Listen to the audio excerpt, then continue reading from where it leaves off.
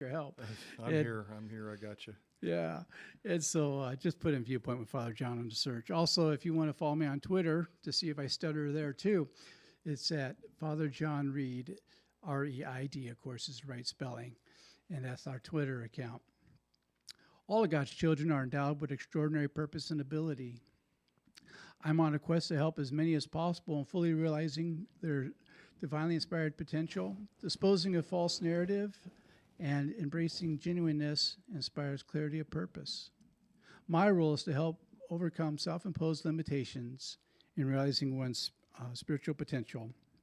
As Dr. Smith tries to help me wipe up the table flood. here, so we don't short out the microphones and short out the computer. Yeah, put on that clean piece of paper over there on the other side of the carpet. There we go. And, we're having a good time to start the show tonight, and Frank is having a good time watching me do all this. He's laughing at me through the window, and so I'm saying special blessings for him under my breath. But anyhow, having said all that, I'd like to invite you to my favorite pharmacy in Claremont, which is Claremont Pharmacy, which is on the corner of Indian Hill Boulevard and Arrow Highway. The proprietor is Dr. Nikki Ho, and she'll give you medication so you don't do what I'm doing right now, which is making a mess of out of everything. I sure hope that was a clean handkerchief. And so anyhow, as you can see, we're going to have a little fun tonight. But anyhow, go see Dr. Nikki. You'll find out that she is the best pharmacist in town, and she'll treat you with a lot of love and dignity. And if you need to get a haircut, go to Uppercuts Barbershop in Pomona on Town Avenue and Foothill Boulevard. And if you want my personal barber, that's Sam. But Leo and the other guys are really good too. Thank you. And we're hoping the station manager, Mark Westwood, is not watching me wring this out on the carpet here. But we're trying to save the equipment because I zigged when I should have zagged, and I knocked my cup of water over. Having said all that, tonight we have my favorite guest that comes on this show, and you know him very well, Dr. John Smith. He's the author of the book, The Authentic Man, and he really is proficient in a lot of areas. There you go. There's what I'm looking for. The Authentic Man, A Guide to Happiness and Purpose. My notes on him were in the computer that is now not working well.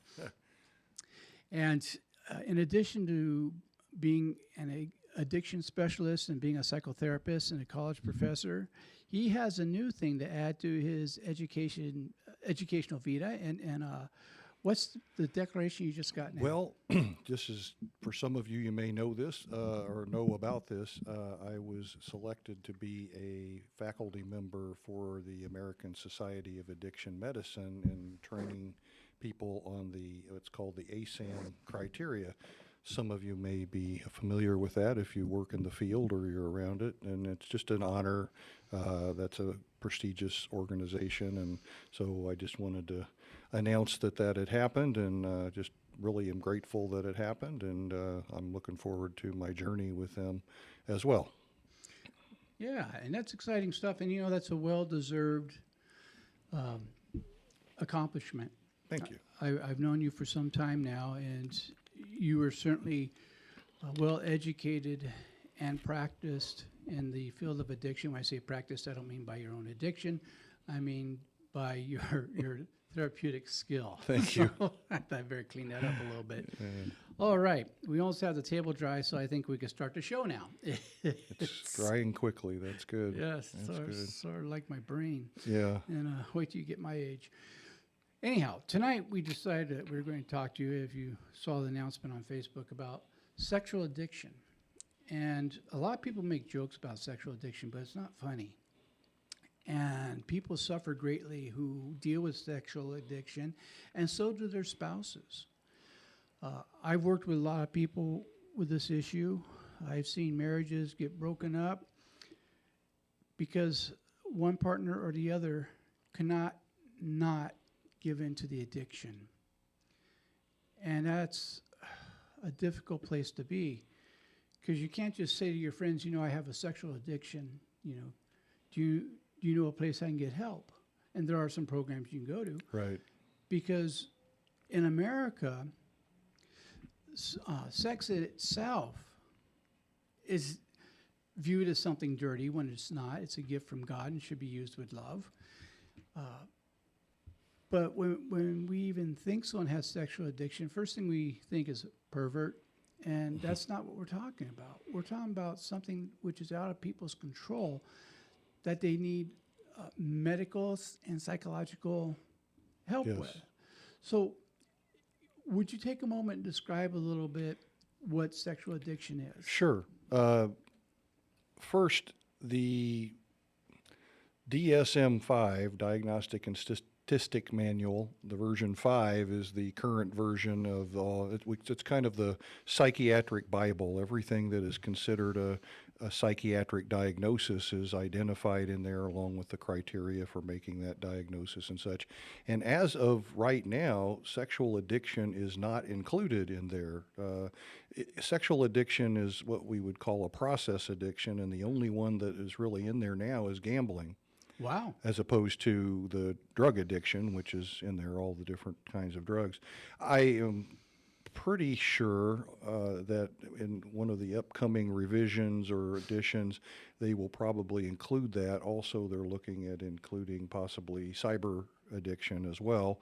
And when we talk about sex addiction, that also includes pornography, which is usually part of a cyber addiction as well. So so when we think of sexual addiction, it comes in a lot of different forms.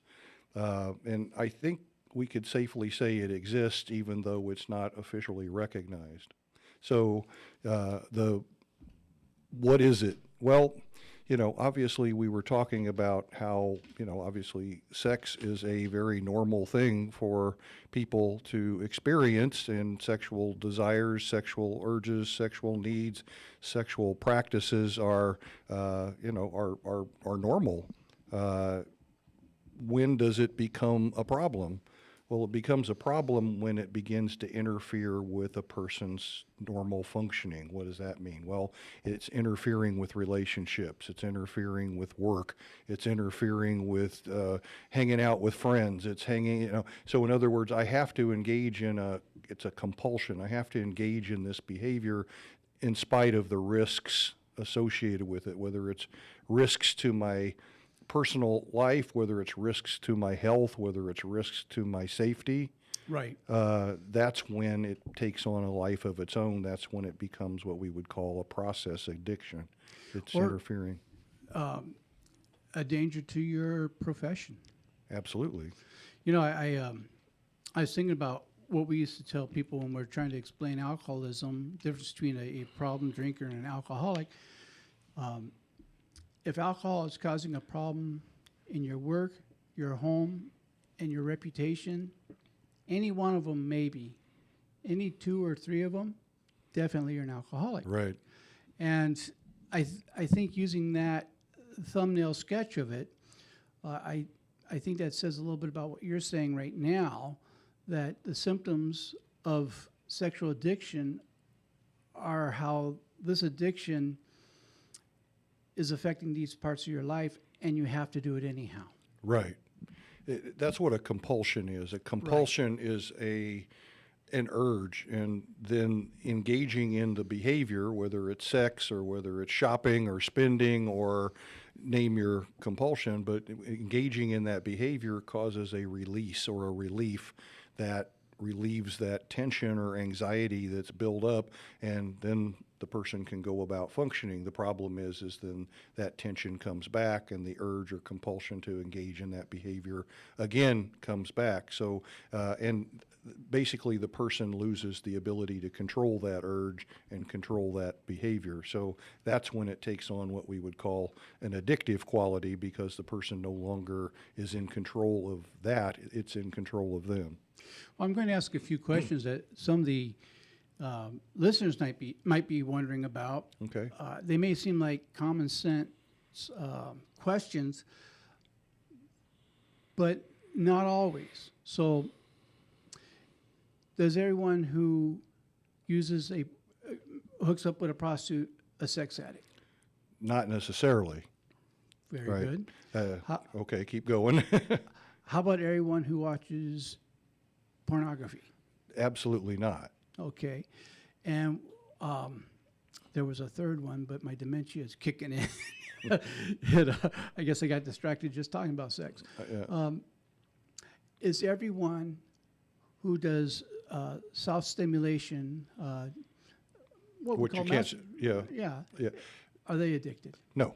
Okay. No. And the reason I'm asking those is because sometimes people get an idea that when we deal with sex, anybody who does any of those things has to be an addict. Engaging in any of those behaviors does not an addict make. Right. Engaging in those behaviors compulsively is what makes any one of those behaviors a compulsion. Then that would be part of a sex addiction. So any one of those things that you mentioned could take on a compulsive quality. As an example, self-stimulation or masturbation. Someone who has a sexual addiction is going to engage in that behavior several times a day.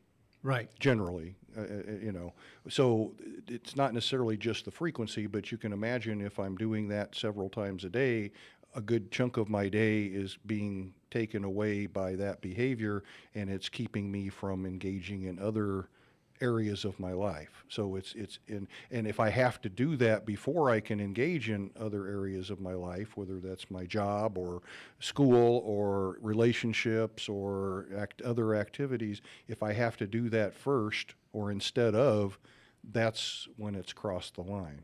Now, is there a difference between a sex addict and a nymphomaniac? That's a great question. I don't know, because the terms are not necessarily used interchangeably.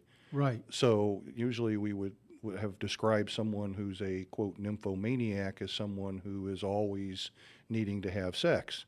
Right. Or frequent sex, which isn't necessarily an addiction.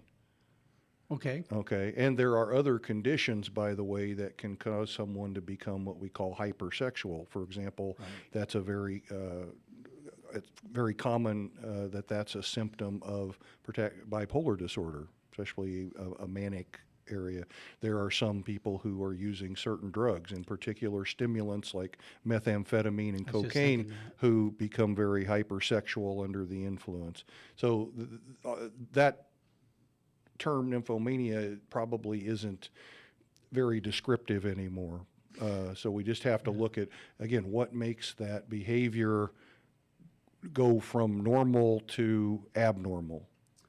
Right. Because every one of the behaviors we mentioned is a part of the norm, part of the normal. Regardless, I mean, everybody has different values and different beliefs about sex and what's normal and what's not. And, the range of normal is pretty broad if you look at it. I know people get hung up on certain things and you shouldn't do that or this is wrong, but the range of normal is pretty broad.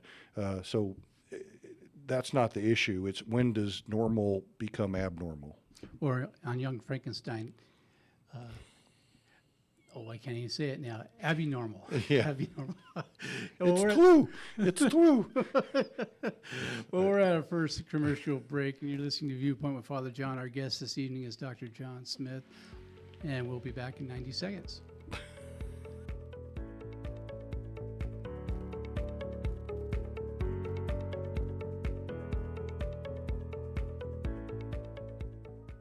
The loss of a loved one is one of the most challenging experiences in a person's life. It's hard to know where to turn to make your loved one's final arrangements. Jesse Ruiz at Personal Funeral Planning in Ontario will treat you and your loved one with the respect you deserve. Jesse served in the Marine Corps in Desert Storm and understands what it takes to provide loyal, personalized, and empathetic service to those who need it most. The families of Michael Jackson, Brittany Murphy, Ed McMahon, and many others have trusted Jesse to provide them with the highest level of service and support. To work with Jesse, call 909-762-4027, 909-762-4027, or visit their website, www.4pfp.org, www.4pfp as in personalfuneralplanning.org. Jesse Ruiz and Personal Funeral Planning, veteran-owned and operated, helping you plan a personal, lasting tribute for your loved one. www.4pfp.org. 102.3 FM, K292 FQ, Riverside. The staff and families at Yard House of Temecula takes this time out to recognize and salute the local men and women in uniform standing tall for our political and economic freedom around the world. Let's always remember them in our thoughts and prayers. Their efforts abroad and our support has kept America strong. This message, courtesy of your good friends at Yard House of Temecula at 40770 Winchester Road in Temecula. They are always working to keep our community moving in a positive direction.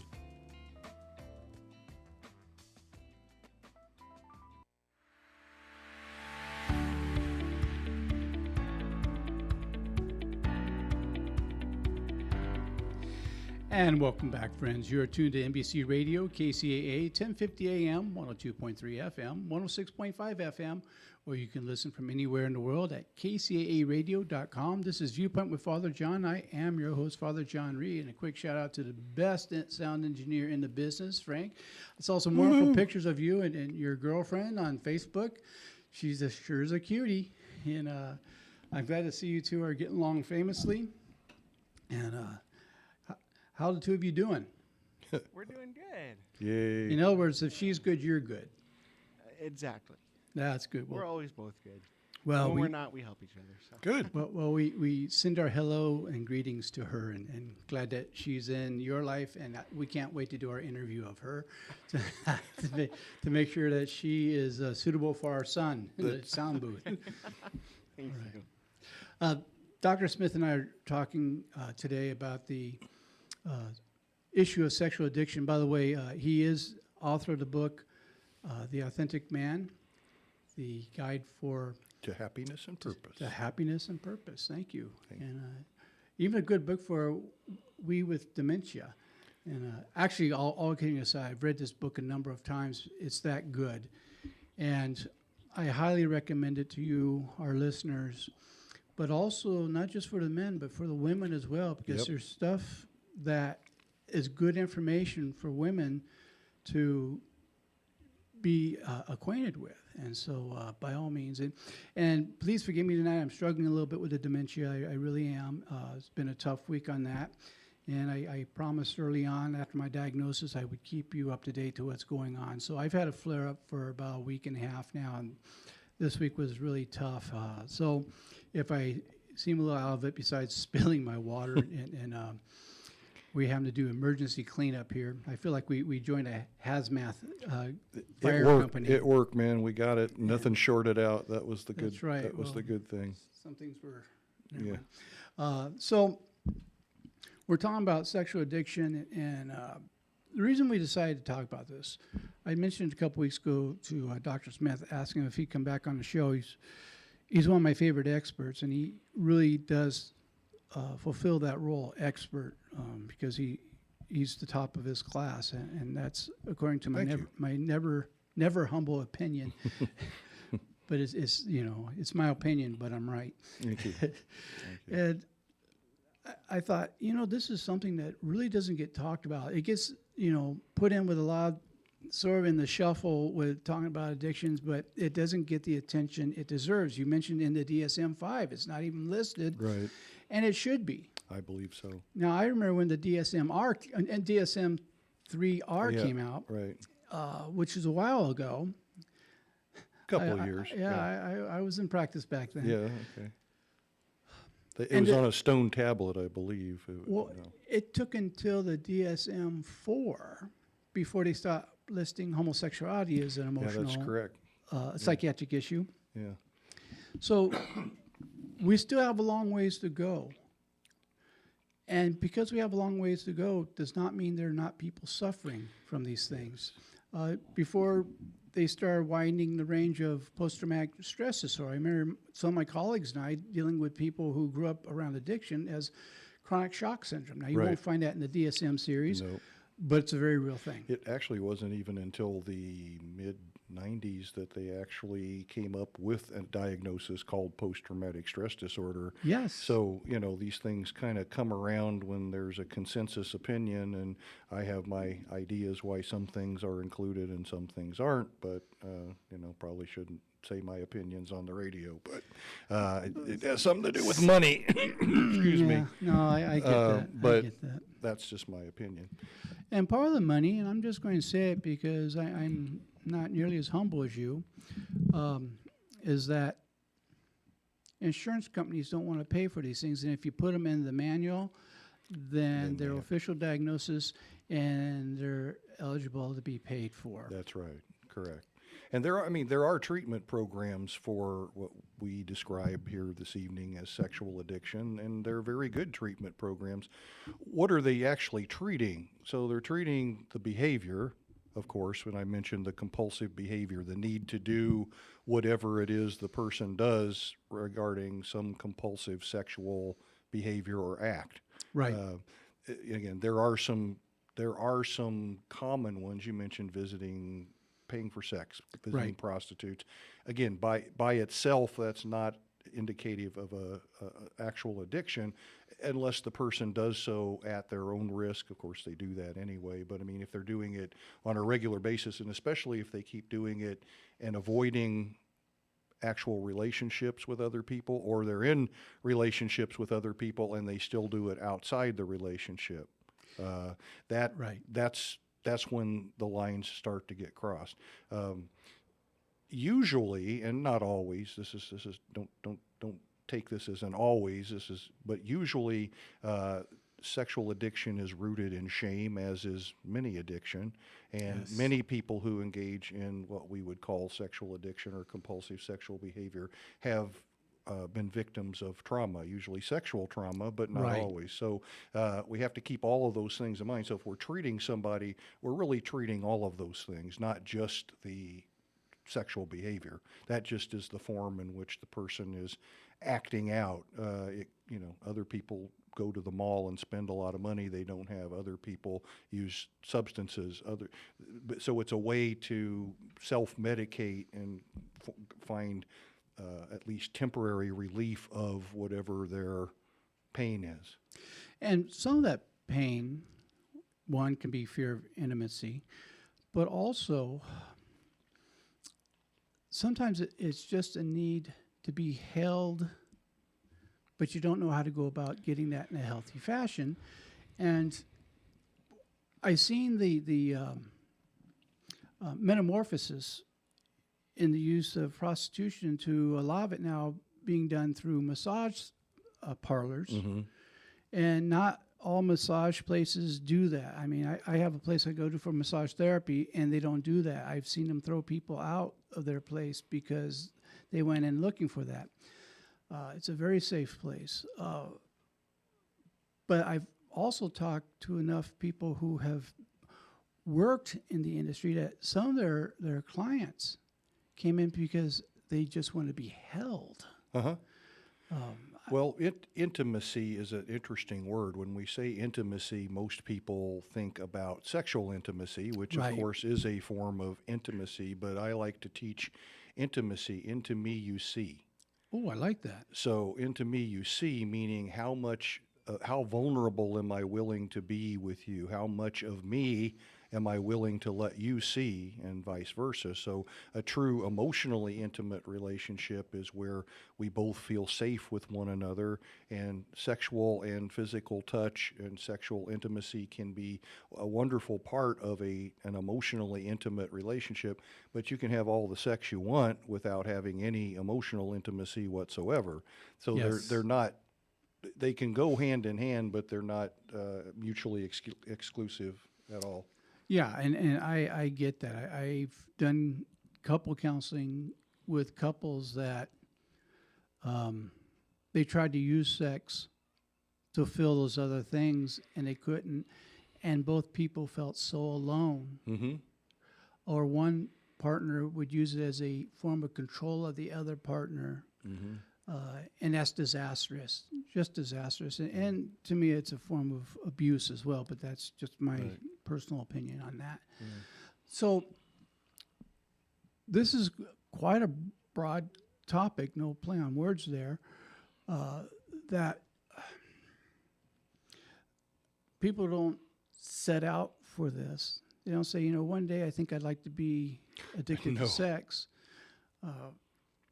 And I want to clear something else up, because we were hairy-legged boys growing up. We always, used to joke about wanting to run across a woman who's sexually addicted, or nymphomania. Again, Right. I'm aware of the difference between the Right. two. And it's a joke, because if you ever are in a relationship with one, it's not the joy-filled experience you think it's going to be, because this isn't something being done out of love. No. And it can be so emotionally painful for both of you. And so I just want to mention that for a moment, because there may be some guys, giggling behind the microphone or behind the speaker right now and saying, well, boy, I sure like to meet a woman like that. Well, it's not what you think it is. Yeah, probably not. For those of you that are interested in this subject and would like to learn a little more, one of the best books that I could ever think of on this topic is called Out of the Shadows. It's by a man named Patrick Carnes. Carnes, I believe, is a K, but it might be a C. Can't remember, but it's Patrick Carnes. And Out of the Shadows is one of the best books that sort of describes what we now call sexual addiction, what are some of the signs, what are some of the causes. And so it's really a great book for people that might be interested in learning more about it, or if they think that they or a loved one might be experiencing this. It's a good way to kind of get your an education on what it is that differentiates this behavior from normal behavior. That's a great resource. It really is. Earlier I asked about if someone ever watches porn, if they're addicted. And the reason I asked that, there are some churches that the moment they hear someone has watched porn, try to convince them that they have a porn addiction. Okay. And that's not the case. Now, there's some people who watch porn who are not addicted, and there are sex addicts that watch porn. They're two different things. Just like not everyone who's an alcoholic, not everyone who drinks is an alcoholic, but an awful lot of alcoholics drink. Okay. Right. But some people start seeing things through one lens, and they don't know how to differentiate between the two categories. And can we talk just a moment about that for anyone Sure. who might be struggling with that and might be getting bad information? Well, again, the range of what we would consider normal. Now, see, the problem is when we start adding religious values and beliefs or other people's values and beliefs in there, then they come with what's right and what's wrong from their own perspective, right? Correct. I'm coming from it, you're coming from it from what we know to be the range of what we would consider normal versus abnormal behavior, right? Right. You want to look up the Kinsey study. That's one of the foundational studies of sexual behavior and the broad range of sexual behavior, and ultimately what we would consider within the norm. And then there are certainly outlier behaviors that would suggest, no, that's way out there. That's we're crossing the line there. So everything that you mentioned, whether it's masturbation, whether it's I'm not condoning visiting prostitutes, but that's not, again, by itself an addiction unless it begins to take on those qualities that I mentioned. Looking at pornography is not by itself indicating an addiction or a problem. Again, when it begins to interfere with their functioning in other areas of their life, whether, again, it be their relationships, their work, their school, participation in activities and other things, when it begins to become the most important thing or most prominent thing in their life, that they have to do it before they can engage in any other behavior or relationship or whatever, that's when it's crossed the line. So Right. none of these things that you mentioned by themselves is abnormal. Right, exactly. And in fact, if it was abnormal, many members of the armed forces would be considered sexually addicted because a lot of people, well, I can remember when I was in Army boot camp, when we got our first leave, a lot of guys went and, because nobody knew anybody in town. For some people, that used to be a rite of passage. Yes, it was. Again, you can judge it as good, bad, right, or wrong. That's a judgment, but that by itself that wasn't necessarily an addictive behavior. That was just a rite of passage. As a rite of passage, does that make it a toll road? It did. You did have to pay a toll. Yes, Yeah, yes. definitely. Before and after, if you weren't careful sometimes. Yes. And they taught you that in boot camp too. Yes, yes. Things could heat up. Yeah. So I mean, and another piece to this is if you're engaged, of course, if you have various, religious, moral beliefs, then you may be taught to feel guilty or bad for any sexual thoughts or behavior or whatever. But Right. usually someone who is experiencing sexual addiction winds up feeling worse after they have engaged in their behavior. Usually they'll feel shame and guilt, which just fuels the behavior further. It makes it Yes. makes it even stronger, as opposed to, I feel bad, I'm not going to do it anymore. They just feel worse, and so it sort of ups the ante a little bit. Well, yeah, it's a never-ending cycle. I feel bad, so I do this. I feel bad after doing this, so I have to do it again to get rid of those feelings that I feel bad about. And it just becomes all-consuming. It takes the place of a drug. Sometimes it's Yes. done consecutively with drugs. Drugs, like I say, can enhance that kind of behavior. So sometimes drugs become sexualized. The two go together for some people. Well, the chemicals in the brain, oxytocin, Yeah. which sounds like oxycodone, Yeah, but it's it's not the same. Not Yeah. the same thing. But it does hit receptors that give you that sense of euphoric being safe. Yes, and the dopamine as well. And Yep. dopamine as well. Yeah. Is that when you have a grumpy drug dealer? No, that's the other dwarf. Oh, Dopey mean. Yeah. oh yeah. Oh, that's nice. Yes, That was yes, good. yeah, Yeah. I hope you don't work all day. I've been on that. hanging out with you a little too long now, I think. I picked that up. I just wondering what I can get prescribed for that. But it's, but seriously, when someone has the addiction, like we say with alcoholics and addicts, they're not bad people trying to get good. They're wounded people trying to find a healing. Yes, very much so. And again, regardless of the behavior or the substance, I've always said and continue to say that for most people, the addiction was a solution that turned out to become a problem. Started out as a solution. What was it a solution for?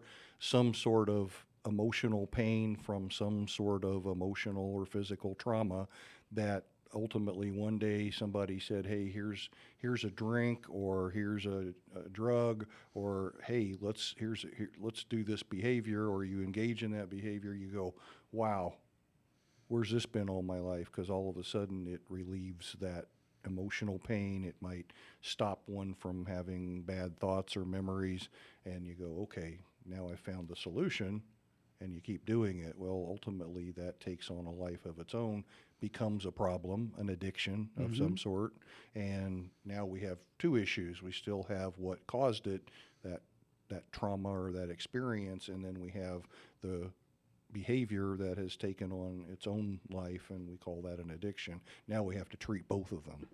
Well, Dr. James Finley, who I'm a big fan of, and he does some work with Father Richard Rohr. In one of his lectures on trauma, he talked about the abuse he went through, and it was extensive. And he was raised in a Catholic home. This is a knock towards the Catholic religion. It's just part of the history of his background. And there was a 18-year-old girl who lived down the street from him. He was just a teenager, and they started having romantic relations, started having sex, and he would go and confess in the confessional, feel really ashamed, and the priest would say, you know, every time you do this, you're putting a thorn in the side of Mother Mary, and he goes into this great detail, and he says, and he would promise never to do it again, and before the week was up, he was back there because it was the only time he was being touched in a nonviolent way. Right. And that touched every part of his life. And one of the things he did was he ran away to become a monk so that this wouldn't happen. Right.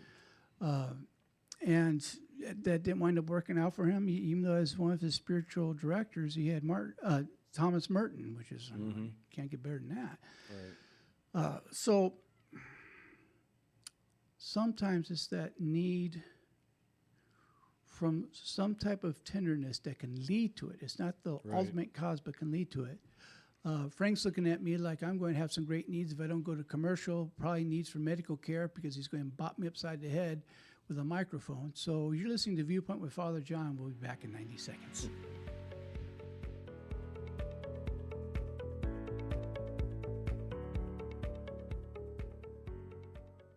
The loss of a loved one is one of the most challenging experiences in a person's life. It's hard to know where to turn to make your loved one's final arrangements. Jesse Ruiz at Personal Funeral Planning in Ontario will treat you and your loved one with the respect you deserve. Jesse served in the Marine Corps in Desert Storm and understands what it takes to provide loyal, personalized, and empathetic service to those who need it most. The families of Michael Jackson, Brittany Murphy, Ed McMahon, and many others have trusted Jesse to provide them with the highest level of service and support. To work with Jesse, call 909-762-4027, 909-762-4027, or visit their website, www.4pfp.org, www.4pfp as in personal funeral planning.org. Jesse Ruiz and Personal Funeral Planning, veteran-owned and operated, helping you plan a personal, lasting tribute for your loved one. www.4pfp.org. 102.3 FM, K292 FQ, Riverside. The staff and families at Yard House of Temecula takes this time out to recognize and salute the local men and women in uniform standing tall for our political and economic freedom around the world. Let's always remember them in our thoughts and prayers. Their efforts abroad and our support has kept America strong. This message, courtesy of your good friends at Yard House of Temecula at 40770 Winchester Road in Temecula. They are always working to keep our community moving in a positive direction.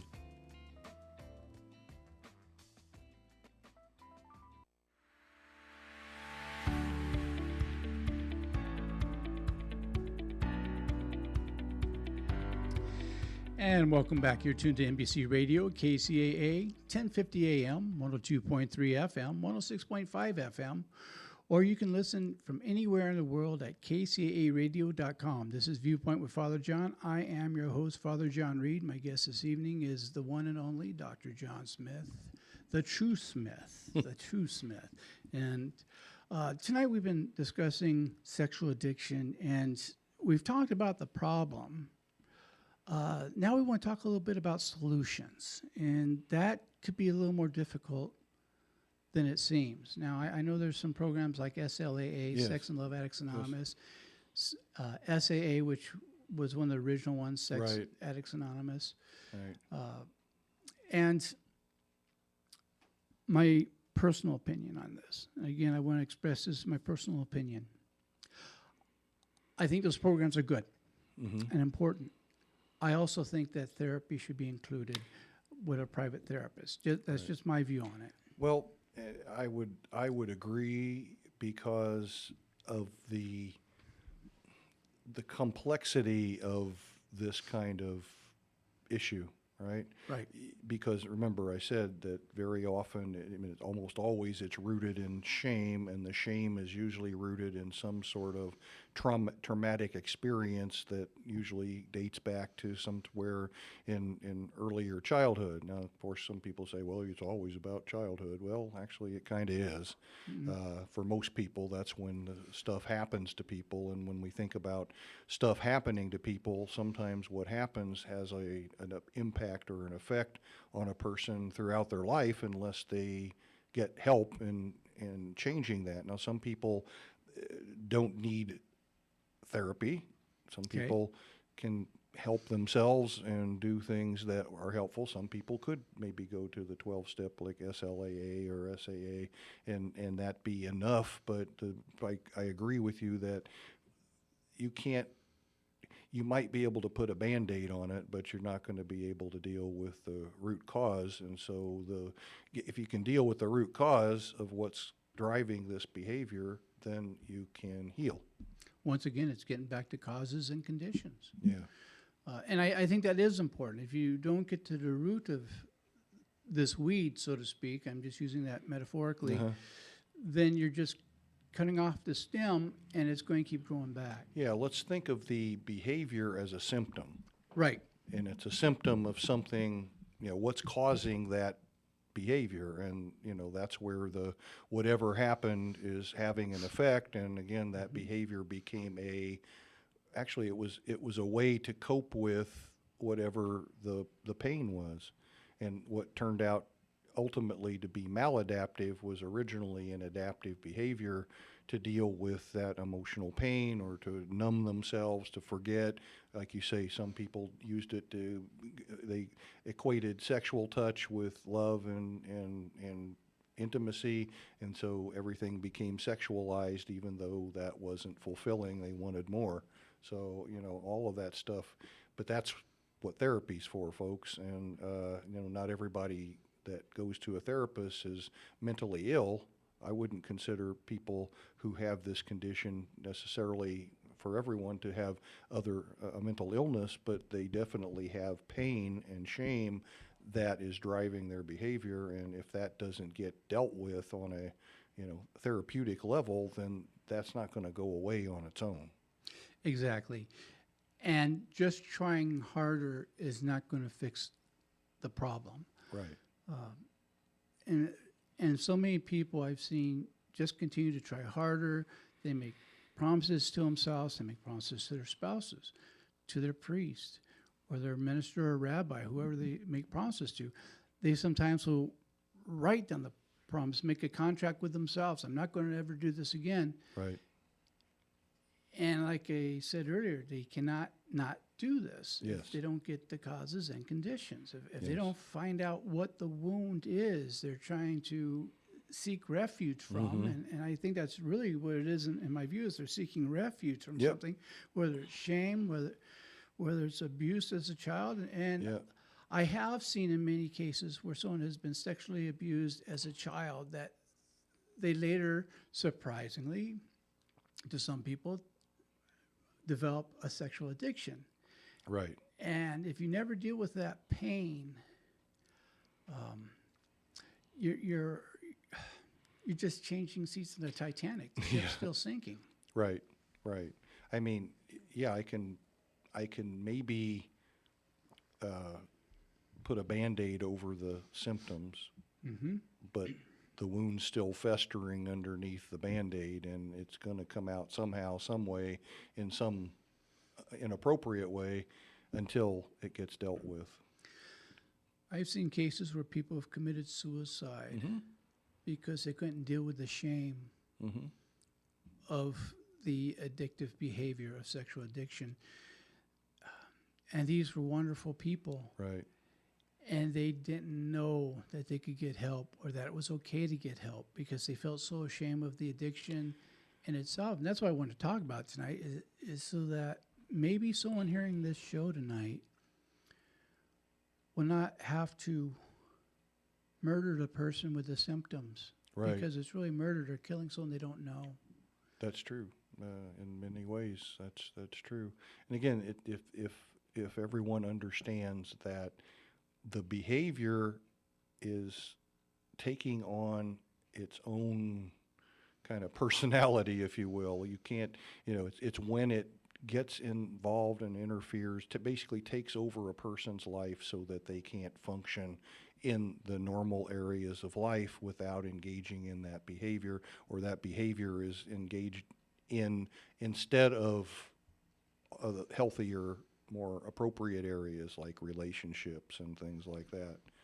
Yeah, and sometimes it's the big secret that keeps them from being able to have a healthy relationship, because they're always carrying around this secret that they're praying that nobody will ever find out about. Yeah, that's where that title "Out of the Shadows" comes from, is from Yes. this secret shame, this secret thing that's going on. And of course, in our society, sex has always been sort of a taboo subject to talk about. Sadly, yes. Yeah, You'd be surprised how many how many men go into the priesthood to avoid dealing with sex addiction, wow, yeah, and they wind up in all kinds of trouble. yeah, Not always with kids. I want to be real clear about that. Someone with a sexual addiction, that's something entirely different from pedophilia.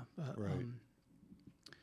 But I've known men in the priesthood, in my church and in the Roman Church and other religious bodies, that went in because they thought this would be the answer, so they can never act on this again. But the thoughts become so overwhelming that they wind up having, whether they wanted to or not, to act out on it. right, right. It, if you put something under pressure and you bottle it or cork it, and the pressure continues to rise, at some point it's gonna explode. Yes. It's like taking the cork out of a bottle of champagne. It's like it's under pressure, and you take that cork out, and it's Yeah. yeah, And anyone in the way of that cork is going to get injured. that's right. So, yeah, true. So, what are some suggestions you would make to our listeners? Well, one, educate yourself. There are tons of articles and information. Again, the book "Out of the Shadows" by Patrick Carnes is a really good overview of what we call sexual addiction. There are specialized treatment programs available to treat this. Even though a caveat here, there is maybe or maybe not insurance coverage to treat it, because it's not recognized as an official diagnosis. So I don't know what they call it and how they get it paid for, but there is treatment for it available. Probably the easiest and best way to take care of it is to schedule an appointment with a therapist who understands and treats sexual issues. Is it a sex therapist? Perhaps. Is it someone who treats, you just got to kind of look at their resume a little bit and see if they have specialized training in treating this stuff, because not every therapist is understanding of this or knows how to treat it. That would be a start. If you have no other means and you don't know what else to do, look up Sex Love Addicts Anonymous or Sexual Addicts Anonymous online, and you can find when there are meetings and where those meetings are. It's anonymous, just like Alcoholics Anonymous. You show up, you'll probably be surprised to see who's there, and that's a safe place to maybe begin your process. If your partner or spouse or friend or someone you think that they might have a problem, talk to them, but don't talk to them in a judgmental way. Right. That's if you say, "Oh, you're bad, you're awful," and you don't love me, you'd rather look at that computer than you would look at me or touch me, and that that's very shameful and hurtful, even though you may feel hurt and afraid and ashamed yourself. But it's important that you approach that person in a way that says, "Hey, it looks like you need to have some help, and I'll be there to help you get your help, and then you probably need some help yourself to deal Right. with it. So, but I think those are some things that anybody can do, and hopefully will be helpful.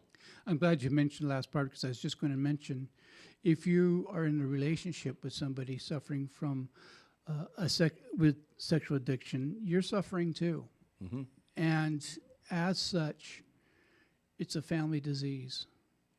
And so I recommend getting couple counseling with a therapist, as you said, who understands these issues.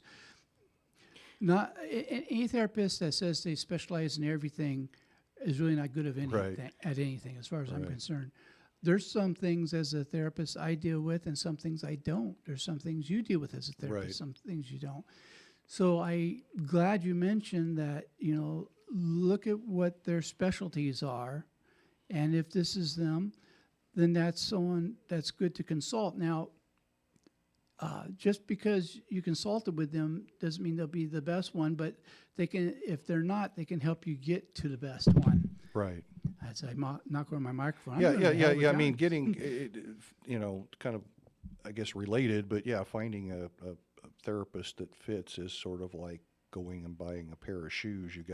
Sometimes you gotta try them on and walk around in them a second and see how they feel before you decide to buy them. So the same is true with finding a therapist. Most therapists offer some sort of a free consultation, which may or may not be enough to tell whether they're really a good fit for you. You may have to have a session or two to see whether you think that they're going to be helpful. And I know that's kind of a pain to have to go to 2 or 3 different therapists and try it out, but you'll know the difference when you find one that you click with, as opposed to one that's just, not, doesn't mean they're a bad therapist necessarily. It just means that you don't click with them or they don't click with you, and that's okay too. That's right. And, you're worth the investment. Mm-hmm. You really are. And your loved one is worth the investment. So, again, my view of this is that both people involved need to find understanding, and also to realize that neither one is a bad person. Correct. Because sometimes the person who's in the relationship with them think the relationship wouldn't happen if they were enough. Right. And that's not anywhere clear to the truth, near the truth, I should say. And we're in our last couple of minutes. Any final thought you want to throw out there? One thing that kind of popped into my head as we were just talking about it is that, in my history of practice, very often it was the spouse or partner of someone who came in, and they basically said, this person is, they feel betrayed, and the trust in the relationships betrayed because they saw it as infidelity, and sometimes it was if they were having sexual relations with somebody outside the marriage, but they also looked, I found him looking at pornography, or I found him looking, texting somebody or looking at this, and so but that doesn't negate it. It just means that for some, it means they feel betrayed, and the trust has been, and the bond has been disturbed, and that's sometimes a difficult thing to repair. Even if the person gets help, that doesn't always repair the relationship. Absolutely.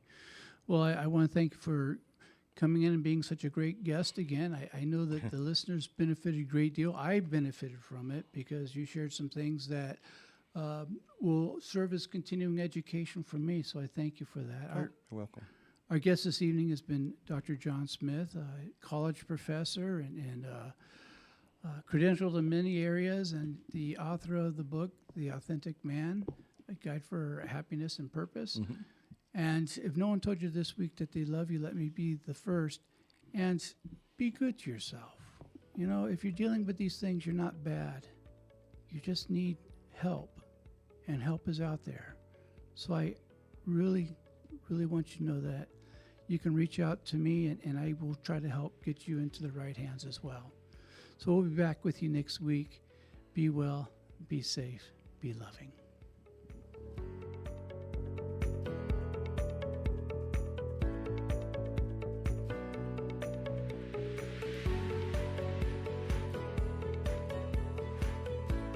Very excited.